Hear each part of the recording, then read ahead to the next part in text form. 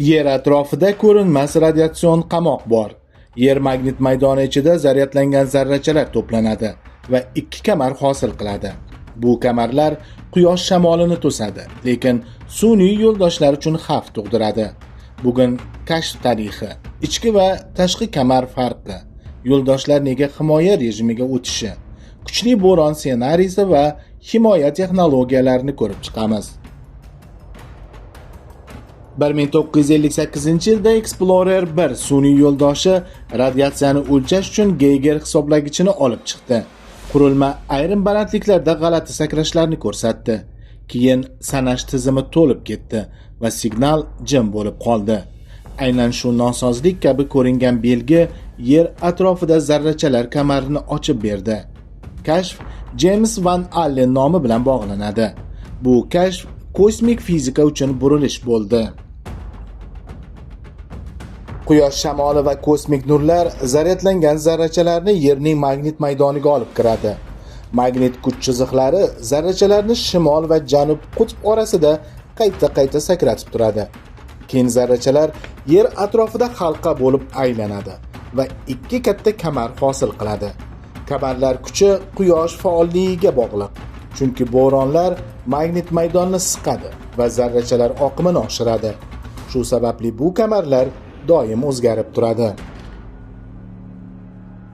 Ichki kamar yerga yaqin joylashadi va unda protonlar ko'p bo'ladi.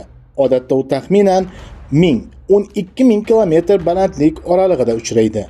Tez protonlar mikrosxema va sensorlarni shikastlaydi. Quyosh batareyasini tezroq yemiradi. Ichki kamar nisbatan barqaror ko'rinadi, lekin ayrim hududlarda u yerga yaqinlashadi va xavf keskin oshadi. Shu joyda parvoz vaqti ham katta ahamiyatga ega. Tashqi kamar ichki kamardan uzoqroq yotadi va unda elektronlar ustun bo'ladi. U 10 minglab kilometr balandliklarda yoyiladi va quyosh bo'roniga juda sezgir. Bo'ron paytida elektronlar energiyasi keskin oshadi. Keyin qisqa vaqt ichida kamayishi ham mumkin. Shu o'zgaruvchanlik geostatsionar orbitadagi aloqa yo'ldoshlari uchun eng xavfli sharoitni yaratadi. Shu sababli bu zonada xizmat muddati tez qisqaradi. Ikki kamar orasida slot deb ataladigan past radiatsiyali zona bo'ladi. Bu joyda elektromagnit to'lqinlar elektronlarni tarqatadi. Atmosfera bilan to'qnashuvlar esa ularni yo'qotadi. Shu sababli zarrachalar oqimi kamayadi. Muhandislar ko'pincha orbitani shunday tanlaydiki, apparat slotdan tez o'tadi yoki uning yaqinida ishlaydi. Bo'ron paytida slot ham vaqtincha to'lishi mumkin. Shu holat rejalashtirishda alohida band sifatida turadi.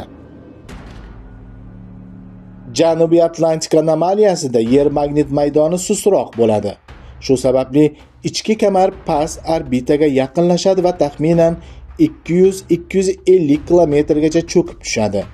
Past orbitadagi ko'plab yo'ldoshlar bu hududdan har aylanishida o'tadi. Shunda kameralar shovqin qiladi. Detektorlar noto'g'ri impuls beradi. Operatorlar esa asboblarni vaqtincha o'chiradi.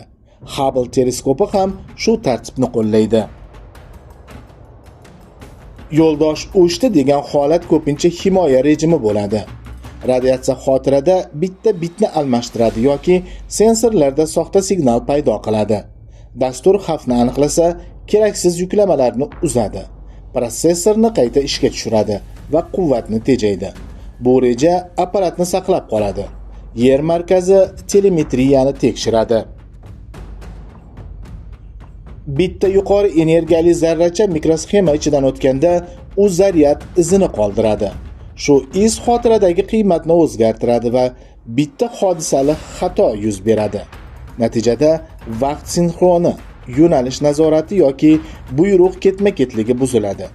Ko'pincha qayta yuklash yordam beradi, lekin noto'g'ri buyruq muhim tizimni ham o'chirib qo'yishi mumkin. Buyruqlar 2 marta tasdiqlanadi. Tashqi kamardagi elektronlar apparat yuzasini zaryadlab qo'yadi. Izolyator qatlamlari ichida zaryad yig'ilsa kichik uchqun paydo bo'ladi va kabel hamda plataga zarba beradi. Bu ichki dielektrik zaryadlanish deb yuritiladi. Muammo bo'ron paytida kuchayadi, ayniqsa tun tomonda. Shu sababli yo'ldoshlar sezgir asboblarni o'chiradi va xavfsiz yo'nalishda turishga harakat qiladi. Muhandislar sirt qoplamasini ham shu xavfga qarab tanlaydi. Radiatsiya faqat birdan urmaydi. U yillar davomida sekin yemiradi. Protonlar quyosh batareyasining samaradorligini pasaytiradi. Optik detektorlarda doimiy nuqsonlar paydo qiladi. Izolyatsiya materiallari mo'rtlashadi. Kabel xossalari o'zgaradi. Shu sababli missiya rejasida doza hisobi va quvvat zaxirasi bo'ladi. Bir necha foiz yo'qotish ham aloqa sifatini pasaytirishi mumkin. Shu jarayonni to'xtatishning iloji yo'q. Faqat sekinlashtirish mumkin. Odamlar ham radiatsion zonalardan ta'sir oladi. Xalqaro kosmik stansiya past orbitada ishlaydi, lekin u Janubiy Atlantika anomaliyasidan o'tadi va doza oshadi. Muvofiqlashtiruvchilar xavfli paytda ochiq kosmosga chiqishni rejalashtirmaydi. Dozimetrlar har kuni nazorat qiladi. Qalqon materiallari esa muhim joylarda kuchaytiriladi. Kosmosda ko'rinmas yomg'ir borligi jadvalni ham boshqaradi. Shifokorlar yig'ilgan dozani parvoz rejasi bilan doim solishtiradi. Kuchli quyosh bo'roni odatda chaqnash va koronal massa uloqtirishi bilan boshlanadi. Plazma buluti yer tomon uchadi va bir necha soatdan bir necha kungacha vaqt ichida yetib keladi. Zarba magnitosferani siqadi va kamarlar ichiga yangi zarrachalarni kiritadi. Shu vaqtda radiatsiya darajasi keskin oshadi. Operatorlar ogohlantirish olgach, xavfli rejimlarni darhol to'xtatadi. Navigatsiya ham xavf ko'radi. Zarba kelganda tashqi kamar tez qiziydi va elektronlar energiyasi oshadi. Oqim bir necha baravar kuchayishi mumkin. Shunda geostatsionar orbitadagi yo'ldoshlar uzoq vaqt radiatsiya ostida qoladi. Sensorlar shovqin qiladi. Zaryadlanish kuchayadi. Kompyuter xatoga moyil bo'ladi. Operatorlar aloqa yuklamasini kamaytiradi.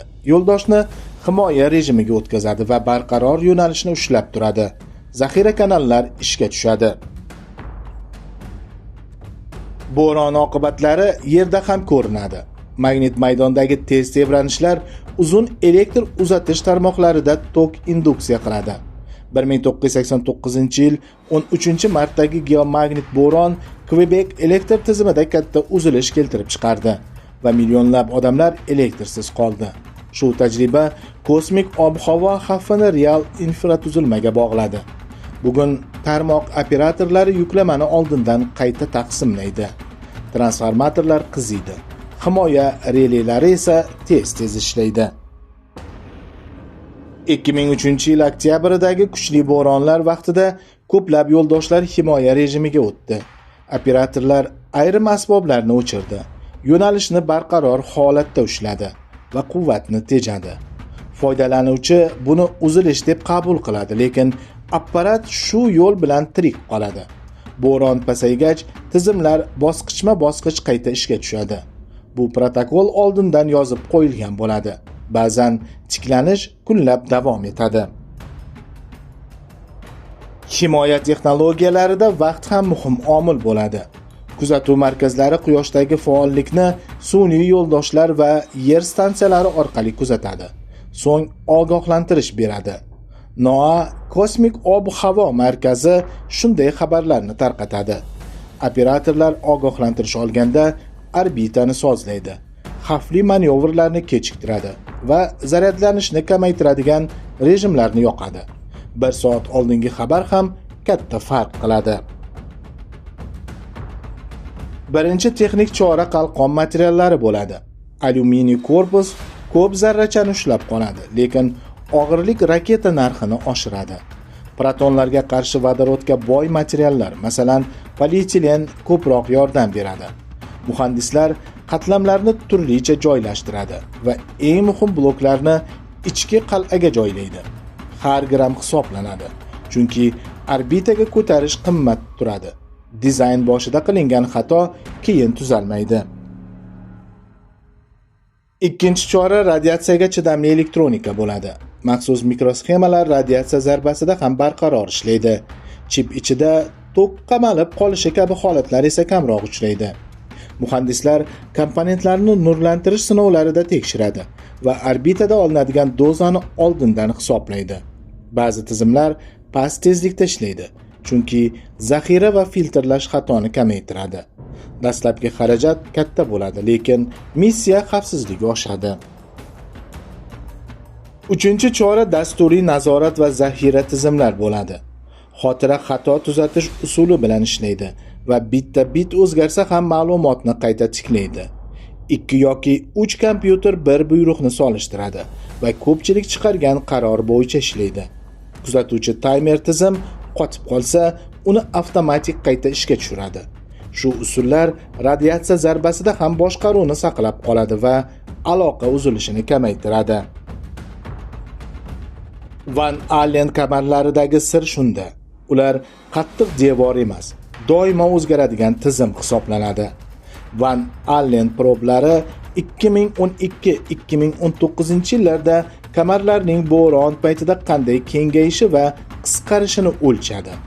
Biz to'g'ri orbitani tanlasak, qalqonlasak va ogohlantirishga tayansak, bu radiatsion qamoqni boshqaramiz. Qo'shimcha materiallar va kengaytirilgan izohlar faqat Telegram kanalimizda.